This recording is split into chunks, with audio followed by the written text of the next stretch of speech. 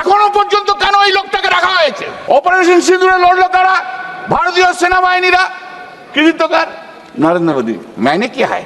That is that Prime Minister Sheikh Hasina should step down. On 4th August, events took a very serious turn. Attacks on police, including police stations, 48 ঘন্টার মধ্যে সাবেক প্রধানমন্ত্রী শেখ হাসিনা ভারত ছাড়তে পারেন বলে জানা যায় সংবাদ মাধ্যম ইন্ডিয়া টুডের প্রতিবেদনে। কিন্তু প্রশ্ন হচ্ছে তিনি যাবেন কোথায়? কেননা দেশ ত্যাগের পর তার চূড়ান্ত গন্তব্য নিয়ে এখনো চলছে নানা জল্পনা কল্পনা। এখনো দিল্লিতে নিরাপদ আশ্রয়ে আছেন তিনি। শুরুতে ভারত থেকে লন্ডন যেতে পারেন বলে খবর পাওয়া যায়। হ্যালো দর্শক, এবার হাসিনাকে নিয়ে ভারতের পার্লামেন্টে চলছে তোলপাল উত্তেজনা। হাসিনাকে 48 ঘন্টার মধ্যে বের করে দেওয়ার হুমকি দিয়েছে ভারতের পার্লামেন্টে। এখন হাসিনা কোথায় যাবে এ নিয়ে আপনাদের সামনে বিস্তারিত ভিডিও তুলে ধরবো। এবং যারা এখন এই চ্যানেলটি সাবস্ক্রাইব করেন নাই, অবশ্যই চ্যানেলটি সাবস্ক্রাইব করবেন এবং সম্পূর্ণ ভিডিওটি দেখার চেষ্টা করবেন। চলুন দেখে আসি কি হচ্ছে এখানে। কখনো শুনেছেন 90 রান হয়ে গেছে, সেঞ্চুরির মুখে ইনিংস ডিক্লেয়ার করে দিয়ে বললো আমি আর খেলবো না বলে পিছনে যাচ্ছে? কবি শোনা হয়? রবীন্দ্রনাথ নজরুল আমার এইখানের মধ্যে রয়েছে। 4 জন টেররিস্ট কি করে এলো? 4 জন টেররিস্ট এসে 26 জনকে গুলি করে মেরে দিয়ে চলে গেল। গোটা ডিপার্টমেন্ট স্তব্ধ। আজকে তাদের গাফিলতির জন্য, বিএসএফ সিআইএসএফ এর গাফিলতির জন্য আজকে 26 জনের প্রাণ হারিয়েছে। এবং 4 জন টেররিস্ট হাঁটতে হাঁটতে হাঁটতে হাঁটতে হাঁটতে হাঁটতে পাকিস্তান চলে গেল, আর আমাদের বিএসএফ সিআইএসএফ জওয়ানরা বসে বসে দেখলো। অমিত শাহজি চলে গেছেন, এখন নিত্যানন্দজি রয়েছেন।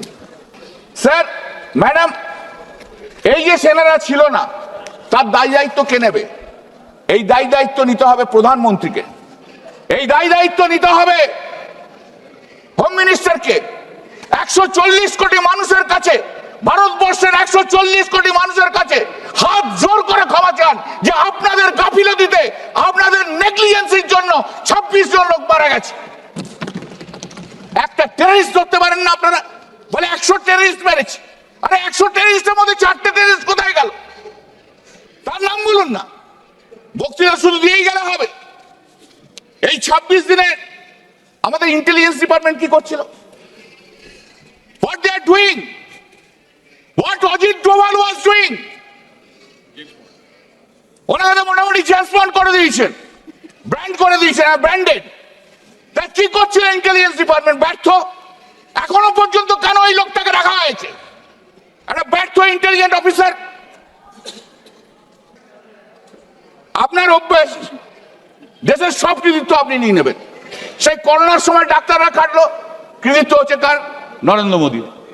চন্দ্রাভিযানের সায়েন্টিস্টরা করলো, কৃতিত্ব কার? নরেন্দ্র মোদী। অপারেশন সিঁদুরে লড়লো কারা? ভারতীয় সেনাবাহিনীরা। কৃতিত্ব কার? নরেন্দ্র মোদী। মাইনে কি হয়? মাইনে, বাহ, এটা অদ্ভুত ব্যাপার। 140 কোটি ভারতবর্ষীয়, ম্যাডাম 7ই মে থেকে 10ই মে 140 কোটি ভারতীয় অপেক্ষা করছে। আমরা একটার পর একটা খবর পাচ্ছি, উড়িয়ে দিচ্ছে। আর গোটা ভারতবর্ষের 140 কোটি মানুষ বলছে দাও উড়িয়ে, মার পাকিস্তানকে, এইবারে সুযোগ গুড়িয়ে উড়িয়ে দে। 10 তারিখ 10ই মে আমি সেদিন কলকাতা হাইকোর্টে মামলা করছিলাম সারাদিন। মাঝে মাঝে এসে নিউজ দেখছি, উজ্জীবিত কোনো কোনো মামলা যায়নি, বসে বসে দেখছি যে মেরে দেবে, দে আজকে উড়িয়ে পাকিস্তানকে। এই তো সময়, আমরা তো সবাই আছি প্রধানমন্ত্রীর সঙ্গে, সবাই তো বলেছি, সবাই অধীর আগ্রহ অপেক্ষা করছে যে আজকালের মধ্যে পাকিস্তানের পাক অধিকৃত কাশ্মীরকে আমরা দখল করে নিয়ে আসবো। হঠাৎ 3:30টার সময় শুনলাম সিজ ফায়ার। ই আবার কি? কখনো শুনেছেন 90 রান হয়ে গেছে, সেঞ্চুরির মুখে ইনিংস ডিক্লেয়ার করে দিয়ে বললো আমি আর খেলবো না বলে পিছনে যাচ্ছে? কবি শোনা হয়? कभी सुना है सेंचुरी का मुख पे चला है 100 रन, 90 रन हो गया, कोई बोलेगा इनिंग्स डिक्लेयर? कभी सुना है? एक मोदी जी एक करना सकता है और कोई नहीं, एक और कोई नहीं। मोदी जी आप कृपा करके कभी क्रिकेट का मैच में मत घुसिएगा।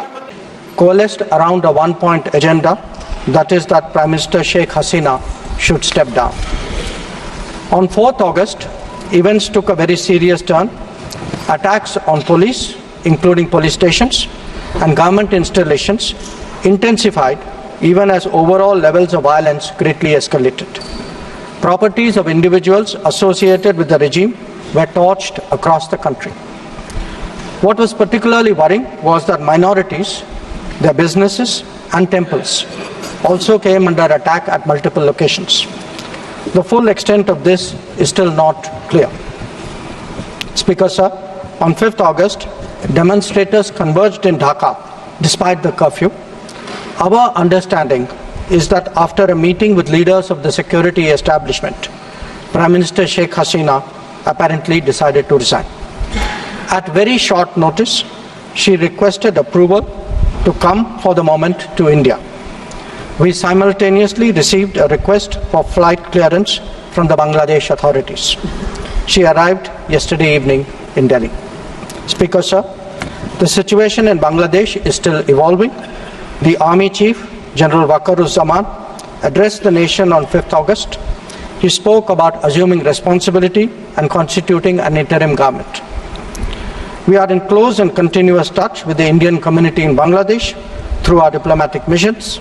There are an estimated 19,000 Indian nationals who usually live there, of which about 9,000 are students. The bulk of the students, however, have already returned to India in the month of July on the advice of the High Commission.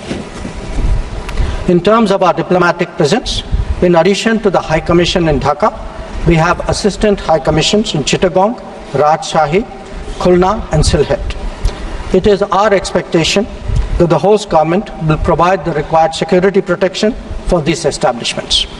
We look forward to their normal functioning once the situation stabilizes. Speaker, sir, we are also monitoring the situation with regard to the status of minorities. There are reports of initiatives by various groups and organizations to ensure their protection and well-being. We welcome that. We welcome that and will naturally remain deeply concerned till law and order is visibly restored. Our border guarding forces have also been instructed to be exceptionally alert in view of this complex situation. Speaker, sir, in the last 24 hours, we have been in regular touch with the authorities in Dhaka. This is the situation as of now. I seek the understanding and support of the House in regard to sensitive issues regarding an important neighbor on which there has always been strong national consensus. Thank you.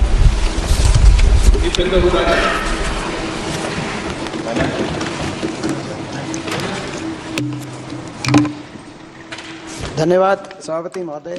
Finance bill जो कि सरकार की taxation policy already heard, in fact, from the External Affairs Ministers made a statement in the lower house in Lok Sabha indicating about how India essentially is looking at the situation. Vis-a-vis Sheikh Hasina, he spoke about the fact that this happened at a rather short notice, spoken about the fact that these are developments from the month of June and earlier when the protest spiraled into something even more grave, forcing the Prime Minister of Bangladesh essentially to resign and come to India. A request was sought and this was allowed, is what he said. দর্শক, এই ছিল আজকের video. আপনাদেরকে অনেক অনেক ধন্যবাদ যারা ভিডিওটি সম্পূর্ণ দেখেছেন এবং যারা এখনো চ্যানেলটি সাবস্ক্রাইব করেন নাই অবশ্যই চ্যানেলটি সাবস্ক্রাইব করবেন এবং আপনাদের সাথে দেখা হচ্ছে পরবর্তী ভিডিওতে। আল্লাহ হাফেজ।